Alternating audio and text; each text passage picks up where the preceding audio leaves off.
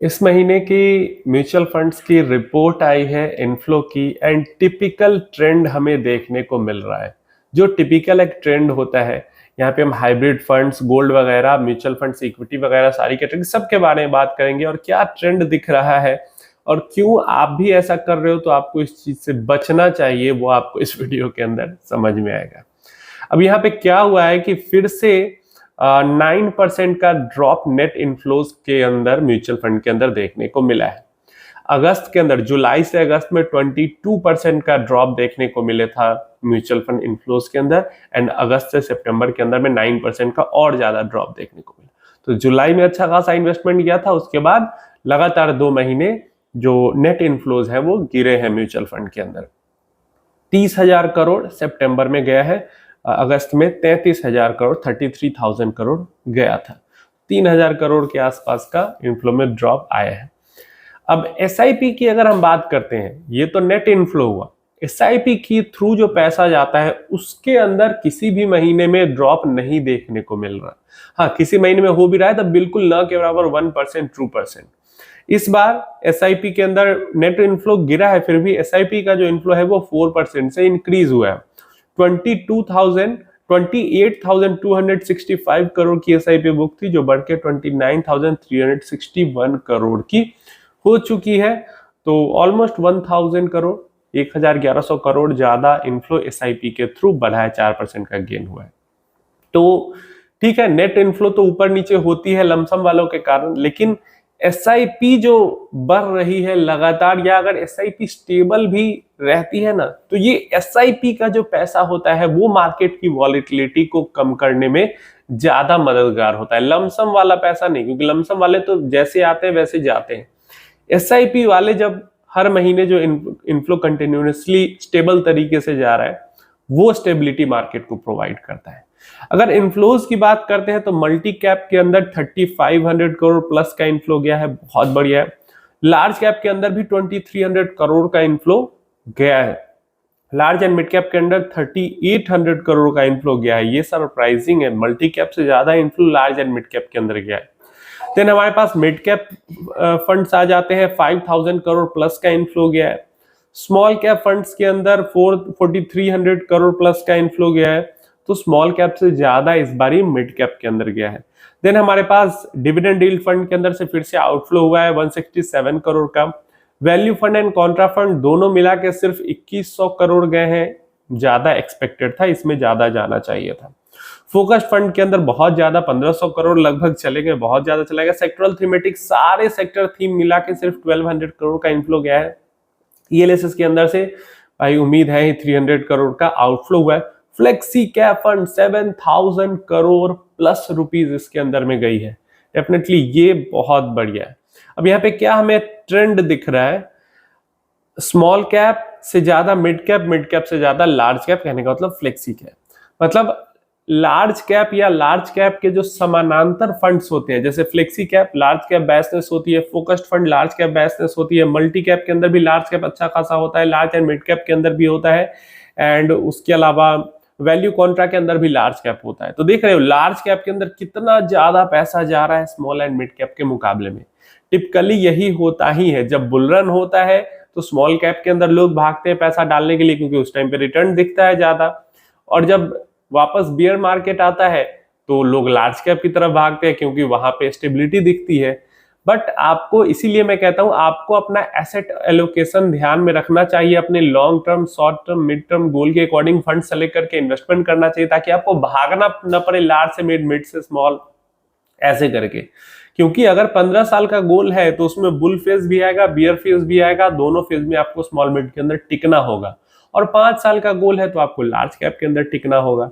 बार बार इधर से उधर जंप नहीं करना है, जो कि इनफ्लोज का जो ये पूरा मामला है उसके अंदर यही दिख रहा है कि मार्केट जब खराब दौर से गुजर रही है तो लोग भाग रहे हैं स्मॉल कैप से, लार्ज कैप पकड़ रहे हैं, फ्लेक्सी कैप पकड़ रहे हैं, और जब वापस मार्केट, जब बुल टाइप का सिनेरियो बन रहा है, ऊपर जाने का सिनेरियो बन रहा है, वापस लोग भाग के स्मॉल एंड मिड कैप। ऐसे में क्या हो रहा है, लोगों का रिटर्न मिस हो रहा है, ना तो वो सही से रिटर्न ही बना पा रहे हैं, ना सही से पोर्टफोलियो में उनकी स्टेबिलिटी ही रह पा रही है।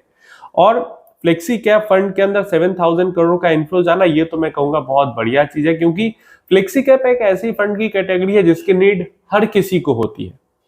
लार्ज कैप की नीड पूरा करने के लिए, लाइक 5 ईयर्स 6 ईयर्स 4 ईयर्स के लिए इन्वेस्टमेंट करना है, डाल देता है आदमी, टेंशन फ्री रहता है। हाइब्रिड फंड की अगर हम यहाँ पे बात करते हैं तो कंजर्वेटिव हाइब्रिड फंड से पैसा निकला है 46 करोड़ के आसपास का। एग्रेसिव हाइब्रिड फंड के अंदर 2000 करोड़ का इन्फ्लो गया है, जो कि बहुत बड़ा नंबर है। देन बैलेंस एडवांटेज फंड के अंदर भी 1500 करोड़ प्लस ऑलमोस्ट 1700 करोड़ का इन्फ्लो गया है। मैं कहूंगा ये भी मतलब एक बैलेंस एडवांटेज फंड की जो कैटेगरी, मतलब डायनेमिक एसेट एलोकेशन फंड की जो कैटेगरी है उसके मुताबिक अगर हम देखें तो बहुत बड़ा नंबर है।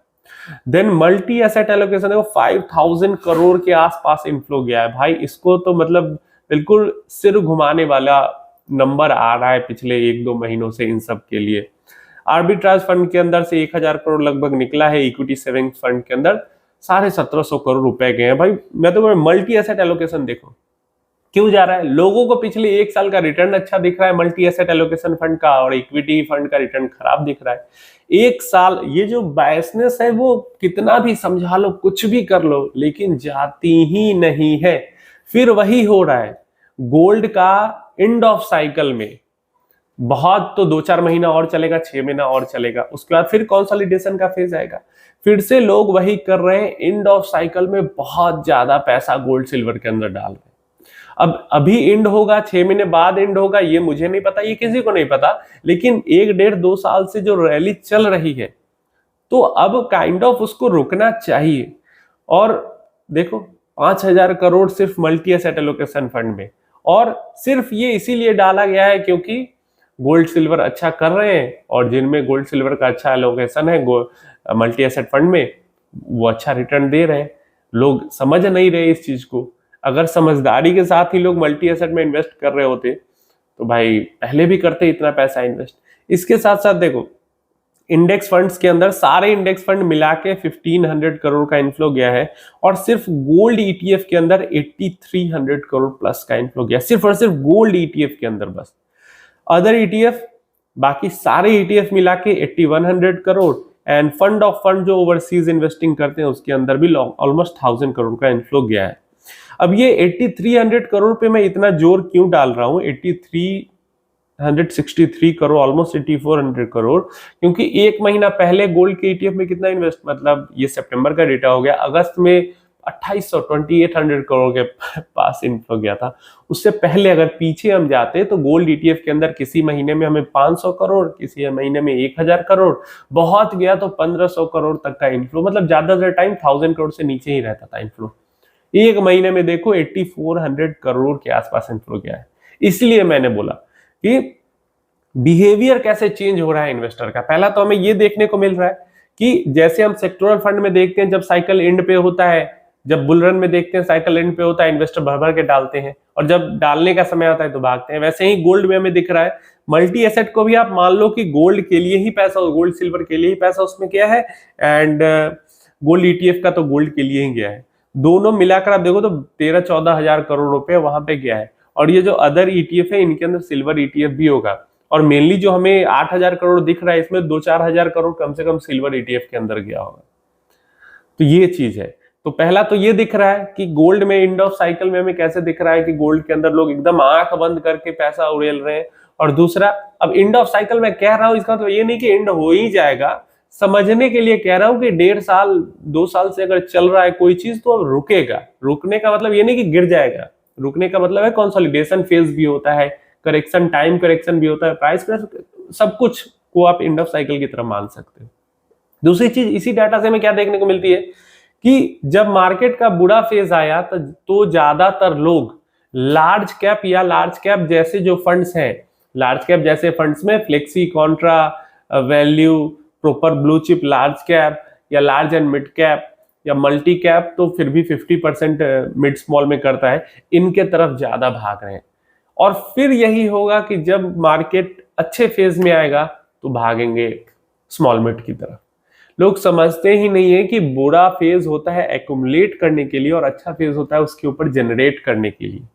तो बुरा फेज में हमेशा ही भाग जाते हैं लोग। अब एक चीज जरूर ध्यान में रखना कि आप जिधर शिफ्ट हो गए हो उधर ही बने रहना, क्योंकि फिर अगला साइकिल जब चेंज होगा तो इधर से उधर आप जंप करके सिर्फ अपना रिटर्न खराब करोगे। इसलिए इस खराब साइकिल में आपको समझ में आ गया कि आप स्मॉल मिड के लिए नहीं बने हो, आपको सिर्फ लार्ज कैप इन्वेस्टिंग करनी है तो सिर्फ लार्ज ही करना। उम्मीद है इंफॉर्मेशन हेल्पफुल होगी। आप अपनी राय इसके बारे में नीचे कमेंट बॉक्स में दे सकते हो। कोई क्वेश्चन क्वेरी है तो नीचे कमेंट बॉक्स में पूछ लेना।